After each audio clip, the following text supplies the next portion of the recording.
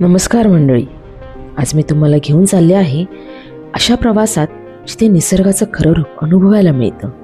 शोरलँड उज्ज्वला रिसॉर्टमधून माझे पती कोयनेचा अवलिया राकेश संकपाळ स्वतः गाडी चालवत घाटांच्या वळणांमधून मला डोंगराच्या उंचीवर घेऊन गेले आणि तिथून दिसलं कोयना आणि सुळशी नदीचा तापळ येथील संगम, जो पुढे कांदाटी नदीला मिळून तयार होतो पवित्र त्रिवेणी संगम.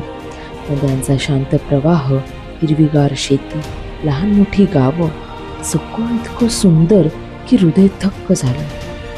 कोयना घाट, तापोळा, त्रिवेणी संगम ह्या सगळ्याला एकदा नक्की भेट द्या आणि निसर्गाशी नातं जोडा. धन्यवाद.